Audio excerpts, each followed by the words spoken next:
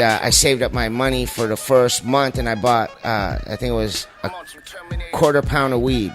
And I started selling weed. Okay. And I had 2 kids working for me. Anyways, 6 months later, I had 40 kids working for me. Wow. And I was still working at Subway. I was living in my grandma's apartment. The funny thing about it is I could literally throw a rock and hit the police station from where I lived. So that's how I saved up enough money to start my career. And what I would do is I would fly my favorite rappers out. We would do put on a show for them so we could make them money. Plus, I would pay them to do a verse, and they'd stay over at my grandma's apartment. I might get them late or whatever like that. So we'd have everyone from Dilated Peoples to AC Alone to Mixmaster Mike, all come up. And Dell as well was one of the first people I flew up. Ride a 4-year wave of success, doing festivals, 30 grand a night, 20 grand a night, doing shows like 200 shows a year, money pouring in. Me still being young, I was like 27 at the time, not handling it well. So with partying and all that kind of stuff, one day a guy who had nothing to do with the club offered me a Percocet. And I was about to do a show in Kelowna, and I popped a Percocet while drinking beer, and that was it for me. Cloud 9, had the best, funnest night of my life. I was like, I had found the answer. Percocets. It was it. No idea that it was synthetic heroin. There was no epidemic at the time.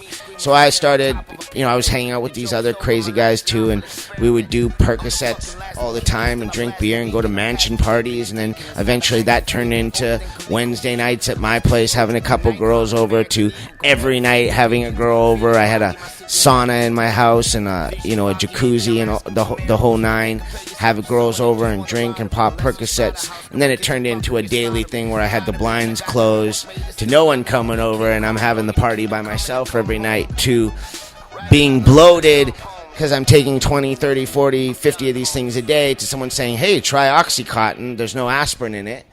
Great. Trying that, to full-blown junkie, to finding out that I'm addicted to basically heroin, realizing that it's not just a painkiller that you can get in your parents' cupboard of their bathroom that's innocent. This is a serious problem. To trying to quit, to experiencing dope sickness the first time, worst thing ever, to flying to Dominican Republic with my girlfriend to try to just get it behind me, to coming back.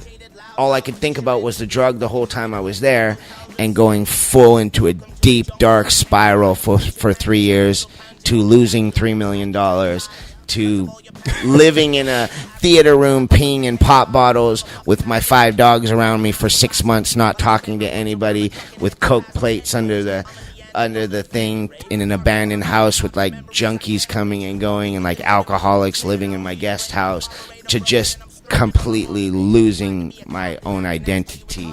I had 11 properties at one point, refinancing homes, getting $100 grand at a time, partying till it's gone, refinancing another home, then forgetting to put tenants in my homes and letting them sit there, and just, I lost everything. I remember the exact moment. I was 55 pounds overweight.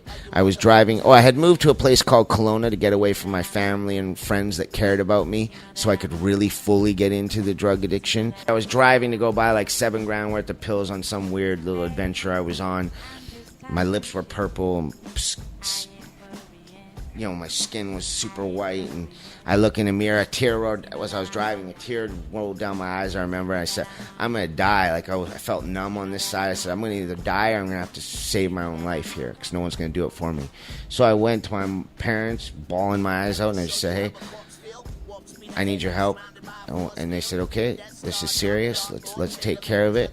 I got the best family in the world. Like, they're amazing. I'm super, super, super blessed. Like, super fortunate. And we made a plan, and I said, give me 6 weeks to mentally prepare, and that's what worked for me. I mentally prepared every day, and it was the hardest thing I ever did, but I got through it. I just mentally, every day as I was doing the drugs, told myself that I was living in a trap and that I wanted to get my life back. I was just mentally preparing for it. Okay.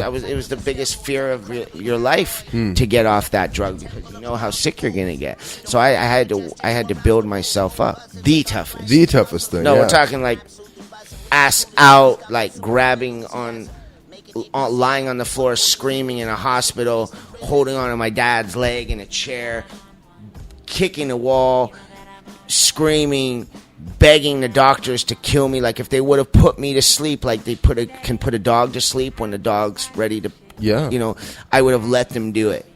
There's no doubt in my mind I needed the pain to stop. There's no words to describe how ill the pain is.